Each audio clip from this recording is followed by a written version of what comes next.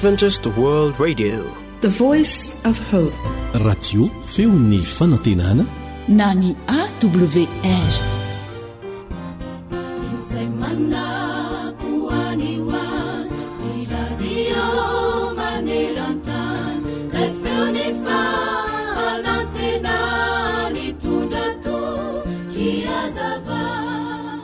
Nisy mpanao sary hosodoko malaza anankiray naniry anao ny sarin'ilay amperora malaza atao hoe Alexandra lehibe.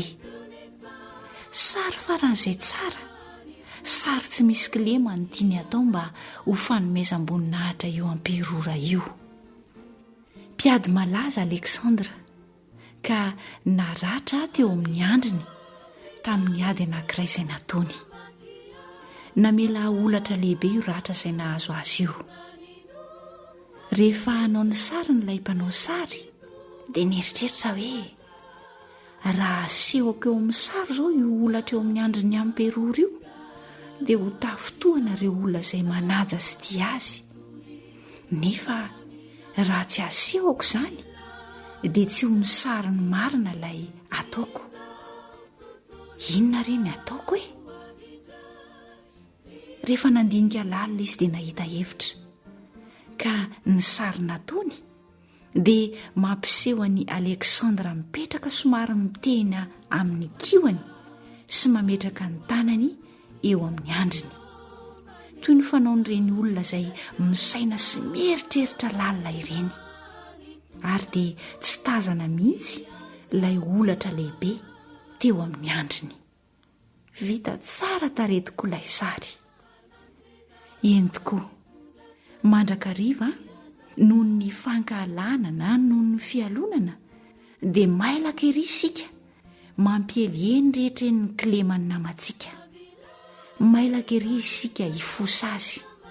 Amin'izany dia hoditsika tsy hita ny toetra tsara nananany. Kanefa raha manam-pitiavana ny namantsika isika dia tsy hanao izany zavatra mahafabaraka izany. Fa ny fitiavana dia manarona ny fahotana rehetra, ny firariana ihary sy ny arahantsika mangataka amin'Andriamanitra raintsika ny an-danitra dia mba ho haintsika ny ametraka ny tanam-pitiavantsika eo amin'ny olatry ny namantsika, mba tsy hisy ho hita afa-tsy ny tsara izay ao aminy ihany, satria ny fitiavana manarona ny ota rehetra. Oabolana 10 andininy 12.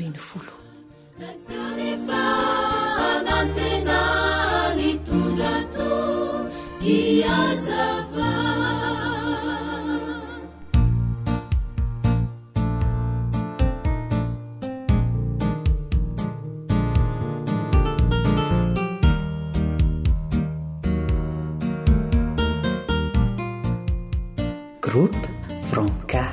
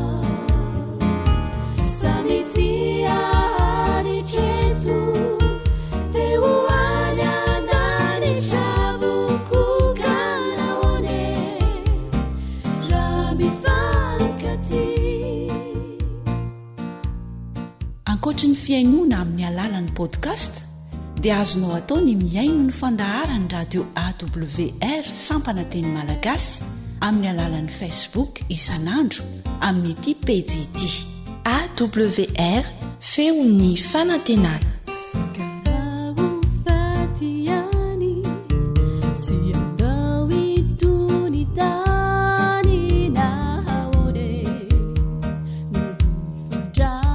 Johnny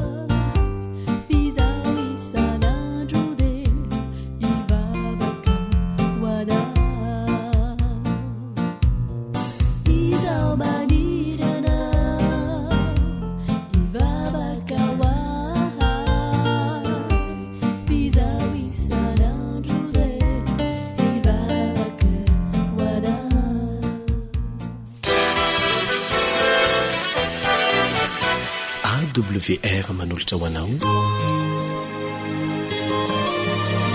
feony fonantena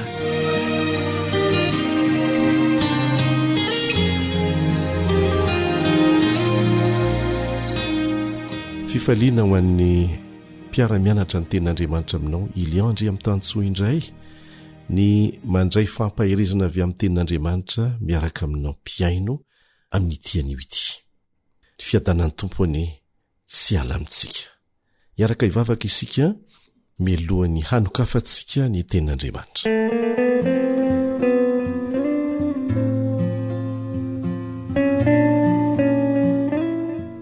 rainay izay ny an-danitra ho amasinina ny eny anaranao ho tonga ny fanjakanao ataony ny sitraponinao ety an-tany tahaka ny eny an-danitra eo amin'ny fiainany tsiraray aminay manokana indrindraindrindra rainay eo mamelany elokay tahaka ny namelana izay meloka taminay ary raha nokatra ny teninao zahay mba handray fampianarana sy fananarana avy amin'izany teninao zany dia meteza ianao mba ampianatra anay amin'ny alalan'ny fanahinao masina amin'ny anaran'i Jesosy amen.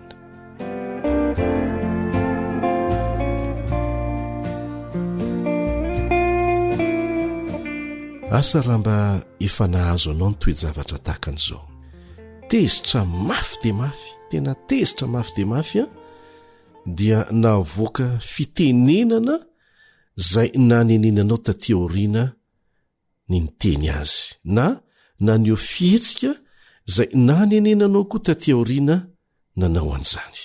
Ohatra anankiray izay ho antsika tanora mety efa nitranga tamintsika koa ve ny hoe latsaka lalina tamin'ny fitiavana olona anankiray vao hitanao zay ngamba le antsoina hoe coup de foudre na fitiavana tselabaratra dia rehefa nahita an'izany koa ilay olona tianao dia nanararoatra an'izany toe-javatra izany izy satria angamba mety ho tianao koa na amin'ny ampahany aza dia naneo fitiavana avy hatrany ianao kanjo taty aoriana kely dia resy lahatra ianao fa tsy tokony ny teny hoe tiako ianao. Toe-javatra mety mitranga amin'ny fiainantsika zanak'olombelona izany rehefa entin'ny fihetsepo mafana vokatry ny afaliana be loatra na ny atezerana be loatra kanefa tsy voafehin'ny saina. Ary izay no mahatonga ny tenin'Andriamanitra manao hoe tandremo ny fo mihoatra noho izay rehetra tokony ho tandremana fa avy ao aminy ho iavian'ny aina. Iresaka momba n'izany tokoa isika amin'ny tian'io ity.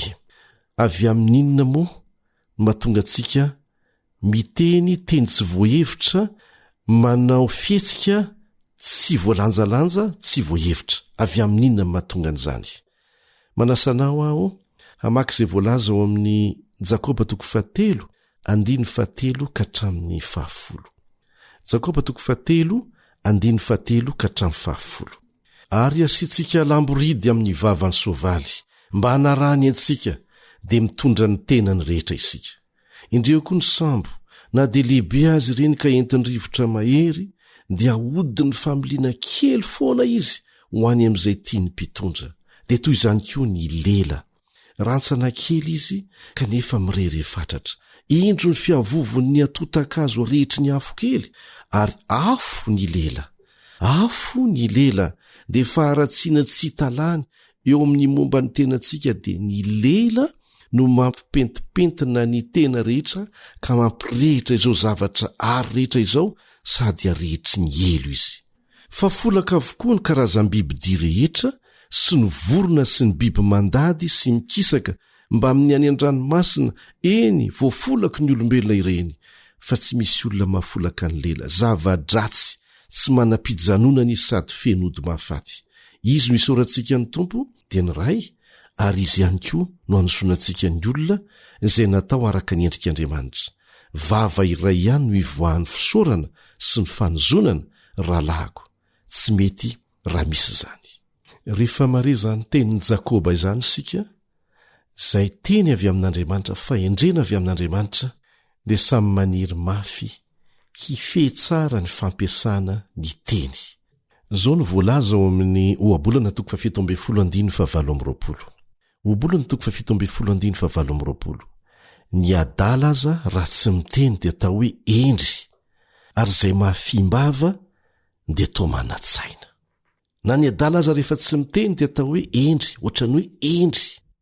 Ary ny olona anankiray te hiteny kanefa mahafihana ny vavany, dia everina fa endry zany olona izany, manatsaina zany olona izany. Etsy an-tanin'izay dia zao ny voalaza ao amin'ny Ohabolana 17:20. Ohabolana 17:20. Hitanao va ny olona faingam-bava, ny adala aza misy antenaina kokoa noho izy. Ny olona faingam-bava, izany hoe tsy mandinika vao miteny, ny adala aza misy antenaina kokoa noho izy. Fa na ny adala aza raha tsy miteny dia atao hoe endry. Ary zany dia hamafisiny izay voalaza ao Matteo 12:17. Matteo 12:17 manao hoe: fa ny teninao no hanamarinana anao, ary ny teninao no hanamelohana anao. Mila mianatra mifeny fitenenana zany isika. Dia mbola ho hitantsika eo hoe ahoana ny fomba ifehezana an'izany. Zava-dehibe ny fifehezana ny teny. Zao mantsy ny voalaza ao amin'ny Jakoba 3:2. Jakoba 3:2 amin'ny dikateny New American Standard Bible. Dikateny izay voalaza fa manakaiky indrindra ny teny nandikana ny Baiboly. Dia izao ny ilazany azy: raha misy olona tsy tafitohina, tsy diso amin'izay zavatra noteneniny, dia olona tanteraka izy ary afaka ny fe ny tenany rehetra. Averiko indray raha misy olona tsy tafitohina, tsy diso amin'izay zavatra noteneniny, dia olona tanteraka izy ary afaka ny fe ny tenany rehetra. Tena manampy antsika rehefa mandinika ny ten'Andriamanitra ireny dikateny samihafa nandikana ny Baiboly ireny. Raha fitinina zany izay lazainy Jakoba eto, izay mahafe ny teny, dia mahafe ny tena manontolo. Izay mahafe ny teny, mahafe ny tena manontolo. Afaka ny fe ny tenany rehetra hoy izy. Raha misy olona izay tsy diso amin'izay zavatra noteneniny. Ilaina zany mianatra ny mife ny teny tokony hotenenina, na ambava izany na antsoratra. Fa tsy izay rehetra tonga ho ambava dia avoaka avokoa. Tsy izay rehetra tiantsika hilazana azy dia mety avokoa. Fa tsy maintsy fehezina ny fomba hitenenana. Fa misy fetraikany na aminao zany na amin'ny olona miaino anao. Dia mipetraka ary ny fanontaniana: avy aiza ny teny izay avoakantsika? Satria mila fehezina izany. Jesosy no mamaly an'izany ao Matteo 5:17. Matteo 5:17. Fa izay mivoaka avy amin'ny vava dia avy amin'ny fo. Ahoana hoe? ny teny avoakantsika zany dia vaiza avy amin'ny fo fa tsy tongatonga ho azy dia zao ny toy ny teny ka izany no mahaloto ny olona fa avy amin'ny fo no ivoahan'ny saindratsy. Raha fitinina zany rehetrarehetra zany izay lazay ny ten'Andriamanitra dia izao: izay mahafeny fihetseham-po zany a mahafehan'ny lelany, satria avy amin'ny fo ny teny avoaka, dia izay mahafeny lela mahafeny tena rehetra, araka ny voalaza ao amin'ny Jakoba teo. Zava-dehibe zany a ny fifehezana ny fihetseham-po, satria avy ao aminy ny teny avoakantsika, ny fihetsika sehoantsika. Ary rehefa mianatra an'izany eo ambany fifehezan'ny fanahy masina isika, mizatra manao ny ezaka rehetra ampaharetana, dia izany no hatonga antsika ho afaka mifehy ny tenantsika rehetra. Hinona fa mipetraka indray ny fanontaniana hoe ahoana no ahafahantsika mifehy ny fihetseham-pontsika. Izay indray no hovalintsika ny fiarah-mianatra manaraka, fa dia ho faranantsika mibavaka ny fianarantsika teto tamin'ity anio ity.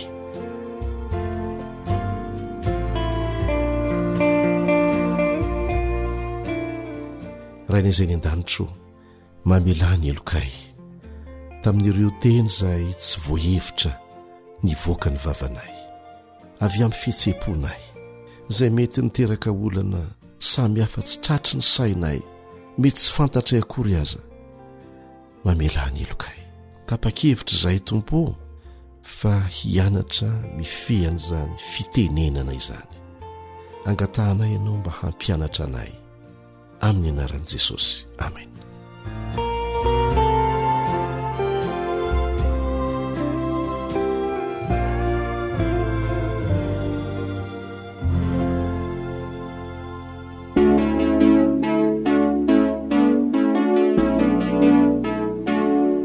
Tanora mandray andraikitra mitondra fanantenana.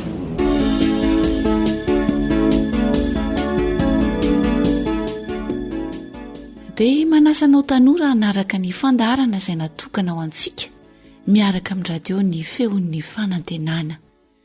Iarahandray lesona amin'ny alalan'ity tantara iray ity indray isika, arahany dinidinika sy torohevitra mahasoa entin'ny namana Elion. Dia menofinaritra ary e!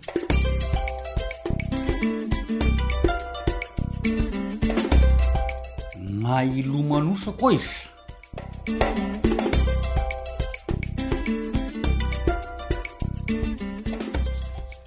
Andao amin'izay lesy ribeva andeha akavily nombo fa atoandro ny andro a.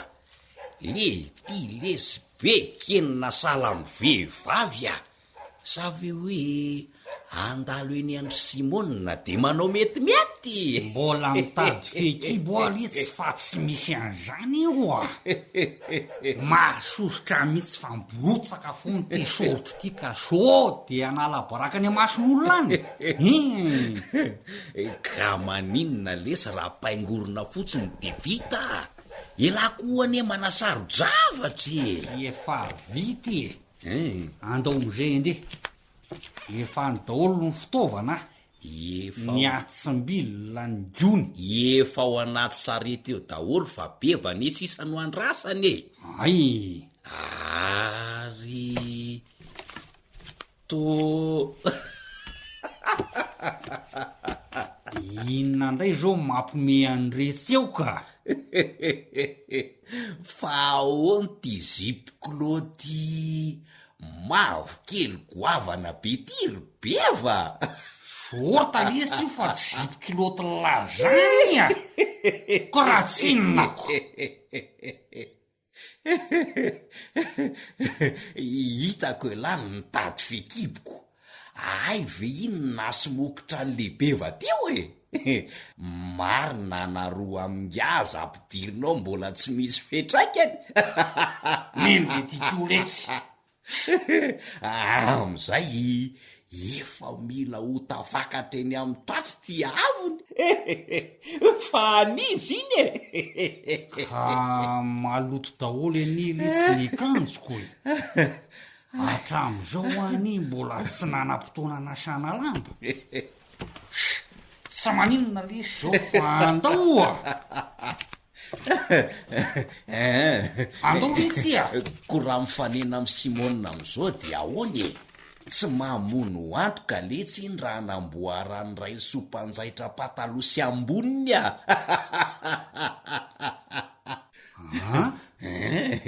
ty mavokely ty vidy eno a raha zay ela te ka ty ano asisanao akanjo madio azo anaovanao elako zanyko andao am'zay letsy a maika nefa mbola lozana be resaka eo ihany le ty andao ariko ary tena miasa rehefa tonga any fa tsy misy akitaraina so de hoe marary ny lamosiko hoe vizaka e ko raha tsinonako vonina iasany ety ndao hoe andao hoe ary le satroko mamamavokely angatsika etiny waitoko mavokely aiza le satro bory teo fa mandreraka mihitsy le tika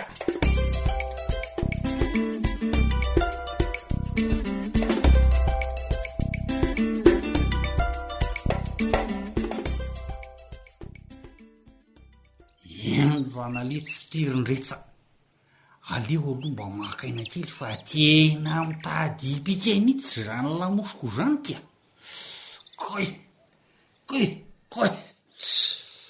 le ty letsy koy efa impiry zay ela nitako nakaina tio ka ny areto gony anakiroa reto efa ho feniko ny an'laha ny gony ray aza tsy misasaka tokony ho vitako angana ihany ho a fa somary sahirana fa misitrika eo amin'ny vavan'le sorota daholo ny bozaka lava sy ny rivotra ka sady mahalailay le tsy ny makararikibo fa toritady letsy tsy hidirany rivotra sy ny bozaka raha zay ny mahela tsy reo mitady zaro roa reo ataovy eo amin'ny fiavisy havanana ka oatra ny tena misy tsy de metimety ho any lamosy koa hoe mandreraka ty makavilonombo tika efa ho lavaka makaleo be de iondro keto foana zany mandra-pahafenon'ireo gony rehetrareo isan'andro marina le tsy raha ho vitako tirindretsa aleo zavatra hafa no atao vitako ve tsy ho vitany lay samy lehilahy matanjaka zao ihany tsika ro lako ndretsa kosa mbola tanora no zay tanora hoany matanjaka sady vavetiny be sandry de tovy amiko maikely ty maikely ahoany e sady ny akoho le tsy raha voasa sarotra sy ela be ny manao azy de tena tsy mety amiko mihitsika mba le moramora sy tsotsotrariny ihany de vita raha zany ny toetsainy lary be va de eo tsy ho lasa lavitra anao vinanaoviny elahy nahoana ndray aza manao tsombon-drano raha mengaly letsy a raha marivo de iroboana raha lalina de ialana aizy ngiano ahita zavatra moramora sy tsotsotra fony zany am'izao fiainana zao e tsy maintsy miasa mafy manana faharetana sy fikirizana zay vo tafita eny e miasa mafy move tsy hiasa fa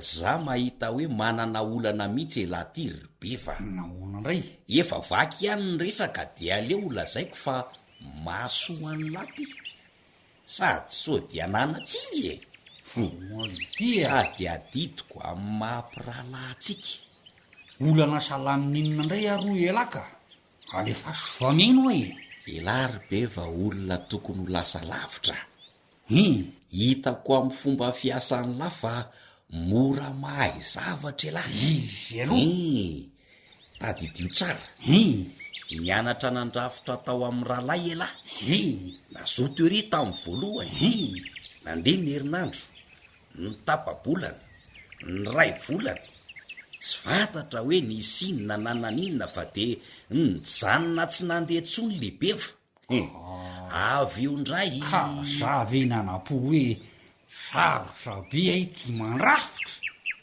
sady am'izay ray volana mbola tsy natafatsangana na tongo tseza ray aza mbola tapahany lahy aloha ny teniko eno an'lahy e avy eo indray hoe hianatra fiompiana komana tody lava sady manara-pena zay indrindra enim-bolana fotsiny faharetan'ny fiofanana enim-bolana fa tsy hoe eni-taona akory tsy ny sasaka akory ny enim-bolana de ny janona ka tena ela loatra kosa ny enim-bolana ka aiza ve iletsiko fiompiana avy no ianarana de ilana fotoana lavabe ohatran'izany ka raha tsinonako tsy am'resaka fianarana asa ihany olan'la io beva nandray fa hatramin'ny fanatoto sanandraikitra madinidinika aza manao kely lahy de mijanona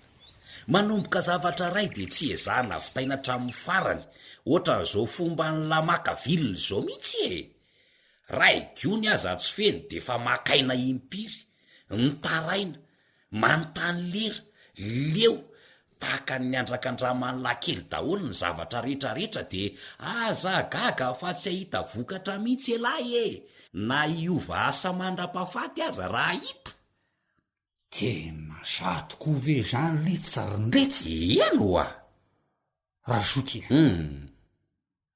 hitako ny fiainako ny to tsy miova mihitsy zao vo tena tsapako fa marina tokoa zany fijerynla zany raha atao bango tokona zany de ny faharetana sy ny fikirizana no tsy ananako zay indrindra tsy manana faharetana elahy rehefa manao zavatra tena maraly mianatra faharetana matetika sady tsy vitany hoe marary fa mitaky fotoana lava be sy ezaka mafy ainy ko mba manao ezaka mafy ihany ny fahatsapako ny tenako kanefa tosalany tsy mandroso zany toy ny hoe mamoy bisikileta miaka-piakaraka manezaka manohy mafy nefa doa tsy mety tafakatra fa eo ihany edre fantatro tsara ny tiany lahampitainy naza koa zany mba kivondraindray fa tsy elariry zany ve fa mandalo an'izany daholo ny olon-drehetra indrindrindrindra fa ny olona manana tanjona ho tratrariny eo amin'ny fiainana fa rehefa miezaka manohy ny di mo ve tsy ho tody ny atapom-piakarana ihany le bisikileta zay tsy mandroso ihany ny tsy tongy marina zany ka zao ry zandry indra zoky na tiatsika na tsy tiatsika de tsy maintsy mitakizaka be sy fotoana lava ny faharetana ekena fa misy fetra ny faharetana arakaraky ny tsirairay saingy azo resena sy hoarana ny fetra raha tena te ho lasa lavitra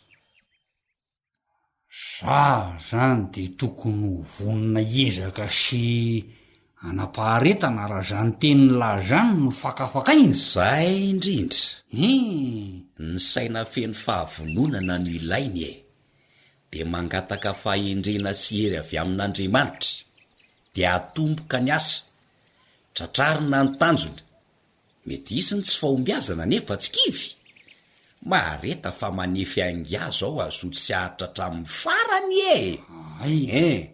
ary tsy maintsy misy valiny sy vokatra trano ny fikirizana fa tsy hoe verimainana ovinana oviana akory averiko indray fa mety hoe tsy mikisaka tokoa elahy raha mamoy bisikileta miaka-piakarana zay hoa nefa rehefa le mamoy mafiny miodina ny kodiarana izy aloha ary mikisaka miakatra moramora ny bisikileta farany de tafakatra sy afaka tamin'le fiakaranga mazava ry zoky azoko ny lesona fa misotra betsaka manomboka zao de ezaka anapaharetana amin'ny zavatra ataoko tena tiako sy faniriko mafy le manao fiompiana akoryndretsa ary tsy andrasako elatsony fa raha riva ihany de iveriny soratra narana indray amita ny fiofanana tsara fiompiana ko manatody lava sady manara-penitra na ilomanosako a izy io de tsy samay tsy vitako fa tsy tady ze rano marivo lavo zao a sady latsy raha miangaly fa befo izay indrindra na de hoe manao zipo sorta mavo kely aza ela kolitsya vita lahy orobeva vita ko sa zoko ngako eto volona anoana sy vavaka ho an'nga tena sambatra tokoa manana zoko lahy tahaka ny retsy ary aleo tonga de atomboka amin'ity fakana viliny ity mihitsy ny fianarana ny faharitana fa ampy zay fakana iny zay inona fotsiny lesy mampirahalahy atsika raha tsy fanoana sy fanorohevitra mahasoa ary tena marina zany le hoe ze maharitra vadina ndrinako ty raha maharitra lahy de mety azo vady any simona ontso ko raha tsinonako izy ara miavonavona salamin'ireny ary ny kosa aloha izy raha tsy raika amin'ny lara zao fomba fiakanjolona zao ka inona ndray fa manana faharetana de miova de hoitangany vokany le ty letsya andao hiasa aloha raha tirindretsa de tena mea ihany no ataony lahy tena mariny meza lahy fotsiny veny olona ndao le sy hiasa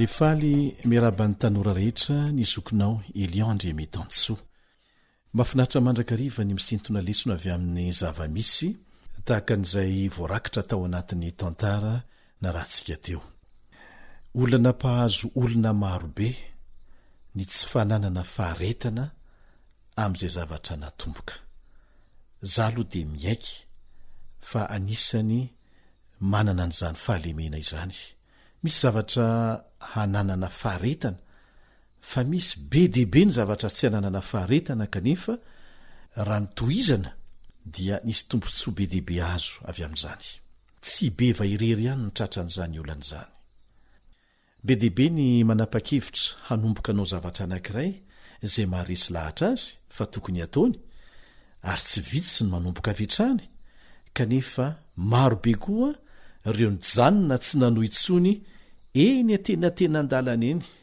misy aza ireo izay vao nanomboka kelikely fotsiny de tavela ny fianarana no anisan'izany fianarana tsy vitsy ohatra ireo nanapa-kevitra fa hianatra teny pirenena anankiray kanefa nanomboka ny anatra tokoa de tsy ela de tsy nanohy intsony akoatra ny antony arabola de tena olana ara-tsaina mihitsy izy ity tsy areti-tsaina fa olana ny faharetana dia ny fananana eritsaina hanohy hatramin'ny farany zay zavatra fantatra fa tokony atao ninoninareo rivotra mifofofo manohatra anao tsy androso ninoninona tsy faombiazana miseho eny an-dalana eny mandra-pahatraranao ny tanjona raha tsy misy toetsaina matanjaka mihitsy zay miazona anao hanohy dia tsy maintsy ho tavela ihany za zay miresaka aminao zao dia isan'ireo mbola mianatra an'izany isan'andro ary reo torohevitra zay zaraina amintsika eto a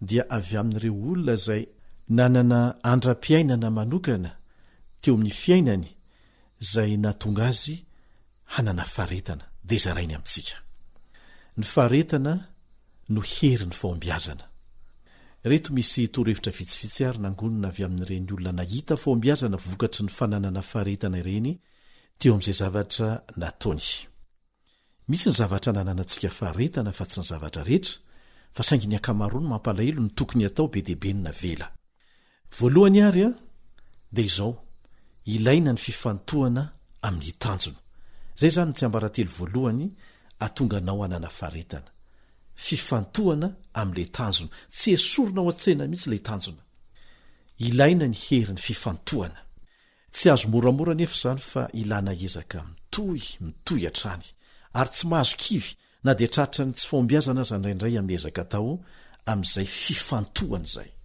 ary io a miaingy avy amin'ny fifantohana amin'ny zavatra madinidinga tsaroa fa ilana ezaka mitohy ny fananana fifantohana amin'ny zavatra atao manomboka amin'ny zavatra madinika tsy pihana tsara zay asa efa nitondra fiara venao na efa nandinika ny ataon'ny olona mpitondra fiarakodia dia asa na voamarika ao fa ny fiara dia mandeha makany amin'izay todika na lalana ifantohan'ny mason'ny mpamily mandra-patonga azy any amin'ny toerana tiany ale fantany tanjona dia mifantoka amin'ny fomba atratrarana an'izany sy ny masony angamba mety ilaina miatokely ny an-dalana mba naovana tombana ny lalana vita ny fomba natsarana ny fanohizana ny dia fa izao ny tanjona tsy miala ao an-tsaina dia mety ilainao koa angamba ny mametraka nyreto fanontaniany reto amin'ny tenanao rehefa manao tombana inona ny tianao ho fiainanao afaka 5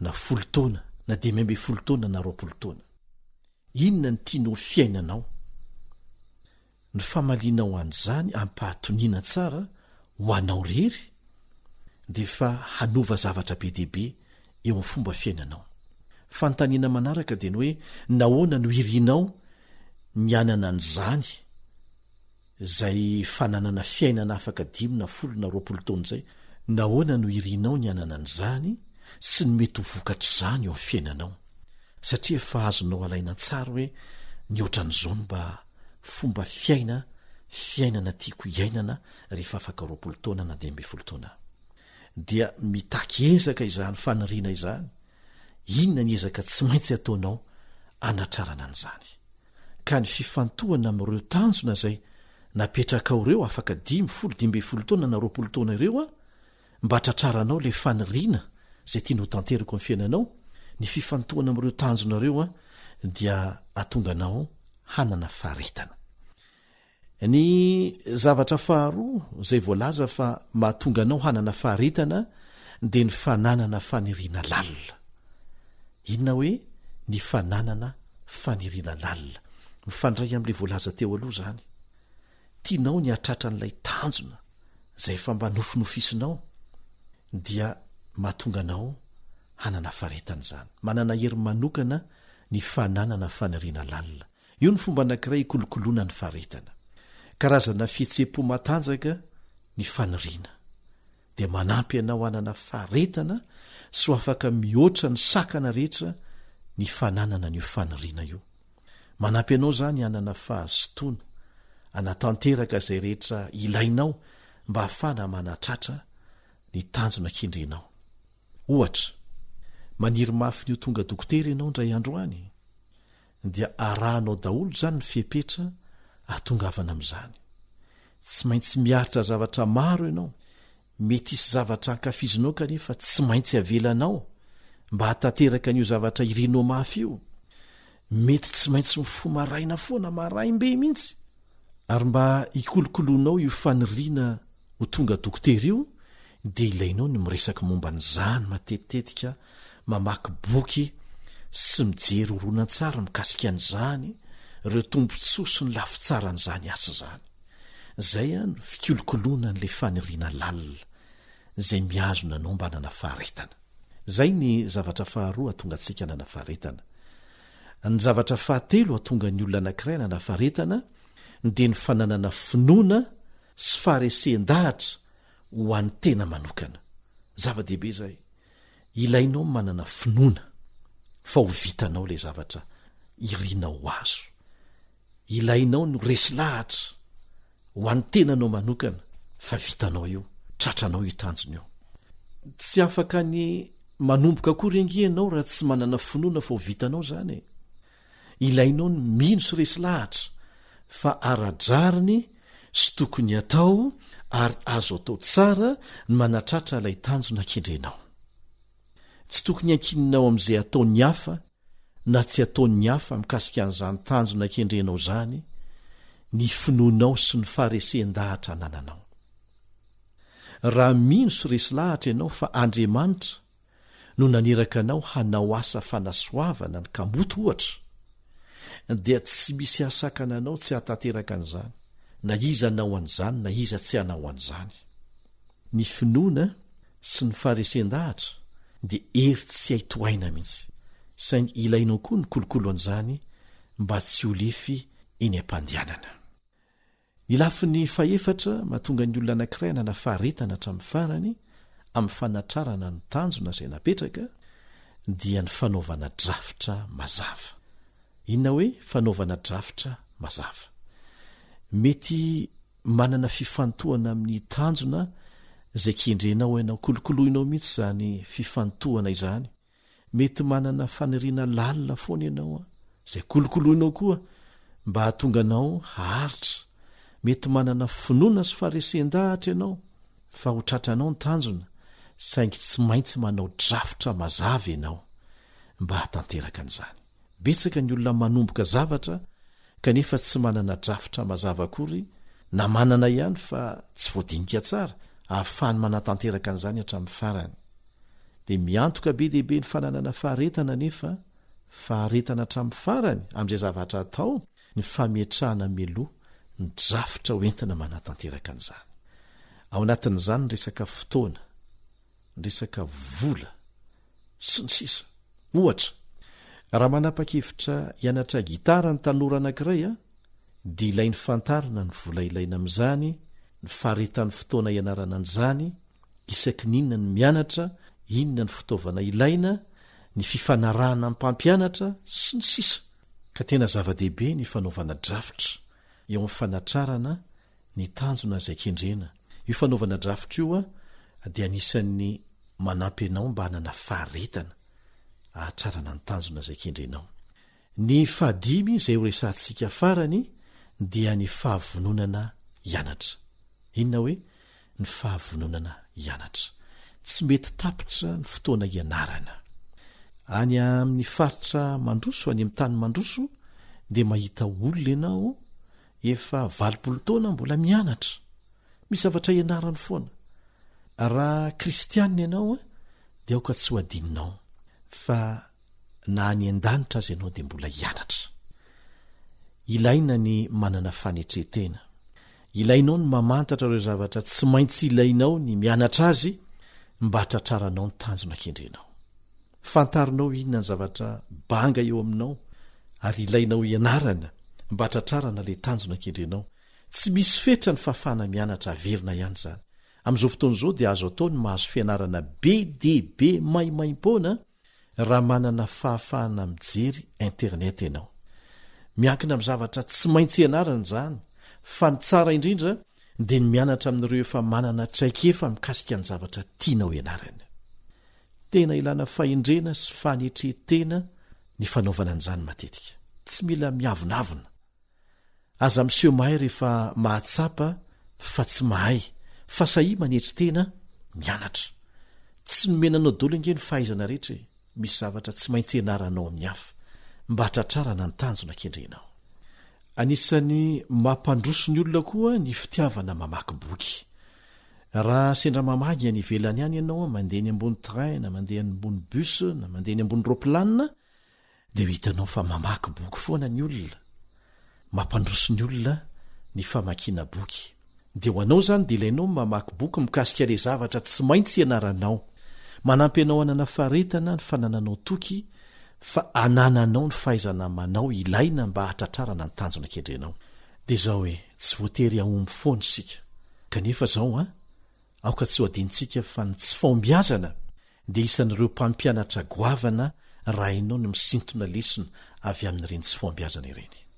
Ireo izany ny lafiny 5 farafahakeliny tsy maintsy ilainao mba hahatonga anao hanana faharetana hatramin'ny farany amin'ny fanatrarana sy ny fanatanterahana izay zavatra na resy lahatra anao fa tokony ataonao. Eto am-pamaranana dia izao no afatra avy amin'ny tenin'Andriamanitra ho anao. Ao amin'ny Petera 2:1-5. Petera 2:1-5. Manaova izay zotom-po rehetra. Averina hatrany fa tsy mitaizantsika ho kamolahy sy kamovavy na hanao ary zato ampandriana ny fivavahana kristianina, fa mifanohitra amin'izany no ampiainana nasehon'ny kristiantsika. Ny tenin'Andriamanitra ao amin'ny Timoty 1:5-10 dia milaza mazava fa isan'ireo toetra ilana ezaka ny fahazona ny faharetana.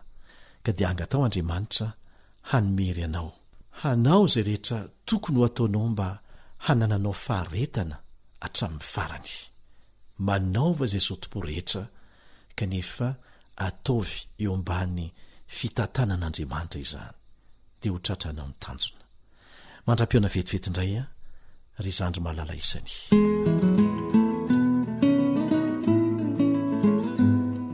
Atsipy ny tady eny an-tandroky ny omby, atsipy ny teny ampo mieritreritra.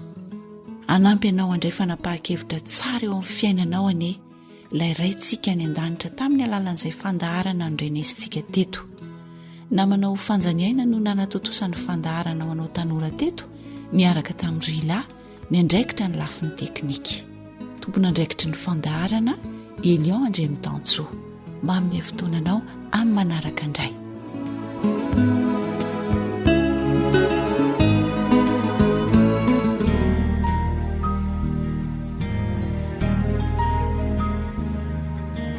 Faniteninao no fahamarinana. Taridalana manokana fianarana baiboly avoaka ny fiangonana advantista maneran-tany. Iarahanao amin'ny radio feon'ny fanantenana.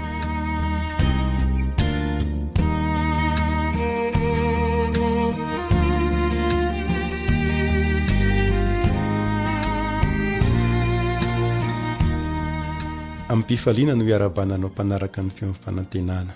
Ny namanao Rijamory no miaraka aminao ao anatin'izao fiaraha-mianatra ny tenin'Andriamanitra izao. Ho aminao ane ny fiadanan'i Jesosy Tompo. Mialohan'ny hidirantsika amin'izao fianarana izao dia andeha aloha isika hivavaka. Rainay izany an-danitra. Mankasitraka hatrany izahay ny amin'ny famondram-ponao sy ny tombontsoa izay omenao anay ahafanay mandinika ny teninao. Mangataka ny fanahinao masina izahay mba hitaridalana anay amin'ny anaran'i Jesosy. Amen. Mbola lehiloha hevitra hoe ny tombo-kasen'Andriamanitra sy ny mariky ny Biblia fizarana voalohany no ianarantsika ary efa andro vitsivitsy izay no niarahantsika teto. Ny tombo-kasen'Andriamanitra sy ny mariky ny Biblia fizarana voalohany. Misy andininy iray izay ivony fianarantsika ao amin'ny Apokalipsy 7, ny andininy 2 sy ny 3, izay manao hoe ary hitako fa indro nisy anjely hafa koa niakatra avy tany amin'ny fiposahan'ny masoandro, nanana ny fanomboakasen'Andriamanitra velona, ary izy niantso ny anjely 4 izay navelany imbany tany sy ny ranomasina tamin'ny feo mahery, nanao hoe aza manimba ny tany na ny ranomasina na ny hazo mandra-panisinay tombo-kase eo amin'ny andro ny mpanompon'Andriamanitsika. Araka izany dia ny tombo-kasen'Andriamanitra no tena ianarantsika. Efa nianatra izany isika teo aloha fa ho toizantsika izany, ka ny lohateny kely ho amin'ny tian'io ity dia ny hoe ireo izay manaraka ny zanak'ondry. Izay ny lohateny kelyntsika androany, ireo izay manaraka ny zanak'ondry. Manasanao ao mba hamaky ny ao amin'ny Apokalipsy 7:12 dia ny andininy 1 sy ny andininy 2. Toy izao ny vaky ny teny. Ary hitako fa indro nisy bibidia niakatra avy tamin'ny ranomasina, nanana tandroka 10 sy loha 7 ary tamin'ny tandrony dia nisy diadema 10, ary tamin'ny lohany dia nisy anarana fitenenan-dratsy. Ary ny bibidia izay efa hitako dia tahaka ny leoparda, ary ny tongony tahaka ny any bera, ary ny vavany tahaka ny vavan'ny liona, ary ilay dragona nanome azy ny heriny sy ny seza fiandrianany ary fahefana lehibe. Araka ny voalaza eto dia avy tamin'ny ranomasina ilay bibidia, ary ny dragona no manome fahefana azy, mandray ny heriny, ny seza fiandrianany ary ny fahefany lehibe avy amin'ny dragona ilay bibidia. Ary bibidia voalohany izy io ranomarina. Voalaza amin'ny Apokalipsy 2:12, andininy 7 sy ny 2:20, ny andininy 2, fa ny dragona dia tsy iza fa i Satana, fahavalo fetsy izay miasa amin'ny alalan'ny fahefana misy eto an-tany i Satana. Ary milaza ny ao amin'ny Apokalipsy 2:20 manomboka ery amin'ny andininy 7 hatreny amin'ny andininy 15, fa io dragona io na ny devoly dia niezaka handrapaka ilay zazalahy raha voateraka izy. Taorian'izay anefa dia novonjena faingana nakarina ho any amin'Andriamanitra dia ho any amin'ny seza fiandrianany io zazalahy io. Raha ny marina dia manondro an'i Kristy io tantara io, ary teo amin'ny fanirian'ny Satana hamono an' Jesosy zaza dia niasa tamin'ny alalan'ny fahefana nisy izy. Ny Heroda mpanjaka sy ny fanjakana Romanina no nampiasainy tamin'izay fotoana izay. Tao anatin'ireo andro farany iainan'i Jesosy teto an-tany dia hitantsika eo amin'ny tantaran'ny filazantsara fa nisy governora Romanina iray antsoina hoe Pilato, izy no nanameloka an' Jesosy ho faty. Ary dia mbola mpiambina Romanina iray ihany koa no namantsika azy teo amin'ny hazo fijaliana izay tena nampahory azy. Ary mbola miaramila Romanina iray no nanindrona tamin'ny lefona teo amin'ny lany voany, eny fa na dia maty aza Jesosy dia mariva mbola miaramila Romanina maro no niambina ny fasany. Maneho izany fa miasa amin'ny fahefana misy eto an-tany ny dragona na ny devoly. Ka araka ny Apokalipsy 7:12 ny 12, ny dragona na i Satana izay miasa tamin'ny alalan'ny Roma jentilisa dia hanome ny fitondram-panjakany ho an'io bibidia mipoitra avy amin'ny ranomasina io. Fahefana misy eto an-tany izany ity bibidia resahana ity, fahefana izay manerana izao tontolo izao, satria izao ny voalaza ao amin'ny Apokalipsy 7:12 ny 17 tapany farany. Ary nomena fahefana tamin'ny fokom-pirenena sy ny olona sy ny samy hafa fiteny ary ny firena rehetra izy. Araka izany dia manana fahefana manerana izao tontolo izao izy.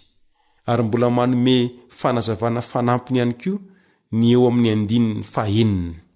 Ny 9:5 manao hoe, ary nanokatra ny vavany hiteny ratsy an'Andriamanitra ilay bibidia, dia ny hiteny ratsy ny anaran'Andriamanitra sy ny taberna keliny, dia ro mitoetra any an-danitra izany. Araka izany dia Andriamanitra mihitsy no asiany ilay bibidia, ny anaran'Andriamanitra mihitsy no asiany, ary ny taberna kelin'Andriamanitra, ny fanompoam-pivavahana marina izay ataon'Andriamanitra mihitsy no tafiany. Koa satria izy tsy afaka hamelan'Andriamanitra mivantana any an-danitra, dia eto an-tany izany no miasa mba hamelezana an'Andriamanitra. Araka izany ary dia fahefana ra-pivavahana ity fahefana ity, fahefana izay mamely ny anaran'Andriamanitra, ary fahefana izay mamely ny taberna kelin'Andriamanitra. Ilay fanompoam-pivavahana marina nomen'Andriamanitra dia izay no asiany ilay bibidia. Mario tsara izany fa fahefana ra-pivavahana ity bibidia ity. Ariantsika teo aloha fa fahefana izay ho manerana n'izao tontolo izao izy io, ho ekeny izao tontolo izao, izay no asehon'ilay bibidia. Bibidia izay ekeny izao tontolo izao, ny fokom-pirena samihafa, ny fiteny samihafa, ary bibidia izay mamely ny anaran'Andriamanitra sy ny taberna kelin'Andriamanitra. Ary indrisy fa tena betsaka ny olona eto amin'izao tontolo izao no manaiky azy, na io manaiky azy mivantana, na io manaiky azy ankolaka. Toy izao manko no voalaza eo amin'ny 9:7 sy ny 9:4 ao amin'ny Apokalipsy 7:12 ihany. 9:7 tapany 2 sy ny 9:4. Ary gaga ny tany rehetra nanaraka ilay bibidia, gaga ny tany rehetra nanaraka ilay bibidia. 9:4. Ary dia niankohoka teo anoloan'ilay dragona ireo, satria izy no nanome ny fahefana ho an'ny bibidia. Ary niankohoka teo anoloan'ny bibidia koa ireo, ka nanao hoe, iza no tahaka ny bibidia, ary iza no mahay miady aminy, niaiky ny tany rehetra, niaiky ny fahefana nananan'ilay bibidia. Ary tena be mpanaraka mihitsy izany ity bibidia ity. Na izany aza nefa dia mbola misy ihany ireo akanga sisa nanamborana, ireo olona izay tsy manaiky an'ilay bibidia fa manaraka kosa an' jesosy. Toy izao manko no voalaza ao amin'ny toko 4 amin'ny apokalipsy ny 14. Apokalipsy toko 4 ny 14. Ireo no tsy voaloto tamin'ny vehivavy fa virjina izy. Ireo no manaraka ny zanak'ondry na aiza no aleany. Mario tsara lay voalaza eto fa misy ireo olona izay tsy manaiko voaloto n'ilay bibidia na voafitaka ilay bibidia, fa ny zanak'ondry kosa na i Jesosy mihitsy no arahin'izy ireo, naiza no aleany. I Jesosy no raisin'izy ireo ho filamatra eo amin'ny fiainany, ho modely eo amin'ny fiainana. Ary ny fanandramana sy ny fampianarana izay nataon'i Jesosy no arahany ity olombitsy ity, na dia eo aza ny fitaka sy lainga ataon'ilay bibidia ka azahoany olona maro manirana izao tontolo izao. Araka izany ry mpiaino namako, dia mbola miverina ihany ny resaka safidy eto. Iza no arahinao? Ny bibidia ve zay tena be mpanaraka sa ny zanak'ondry izay vitsy mpanaraka? Ekena fa samy biby ihany ireo, saingy tsy mitovy. Ny bibidia dia hanao izay hahabetsaka ny fahotanao, hampiavosa ny fahotanao. Fa ny zanak'ondry kosa dia hanao izay hanesorana ny fahotanao. Izy ilay zanak'ondry izay manaisotra ny fahotana zao tontolo izao raha manaiky azy ianao. Koa androany ary, nahoana ianao no tsy hiandany amin'i Jesosy? Jesosy ilay zanak'ondry manaisotra ny fahotanao. Ekena fa mety ho sarotra izany, saingy tsy maintsy hanolotena ho azy ianao fa hanampy anao izy. Rehefa manaiky ianao, hanampy anao Jesosy. Ekena fa hiditra ao anatin'ilay tokony olona vitsy ianao, fa matoky fa Jesosy efa nilaza izao teny izao. Matio 7 ny 17 sy ny 14. Midira ny vavahady ety ianareo, fa lehibe ny vavahady ary malalaka ny lalana izay mankany amin'ny fahaverezana, ka maro ny miditra any. Fa ety ny vavahady ary tery ny lalana izay mankany amin'ny fiainana, ka vitsy ny mahita azy.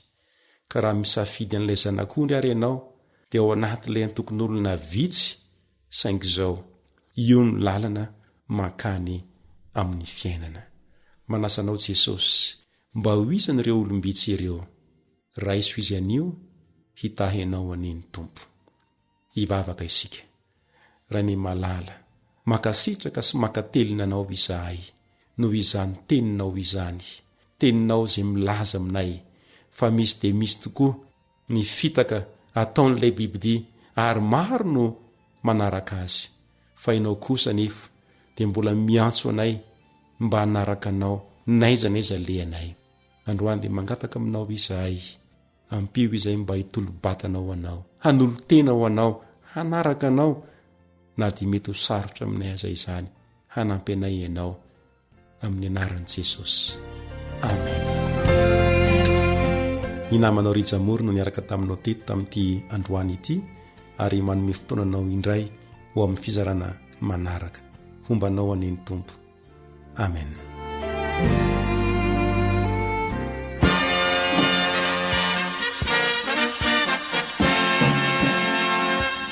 Adventist World Radio, the voice of hope. Radio feon'ny fanantenana. Ny farana treto, ny fanarahanao ny fandaharan'ny radio feo fanantenana na ny AWR amin'ny teny malagasy.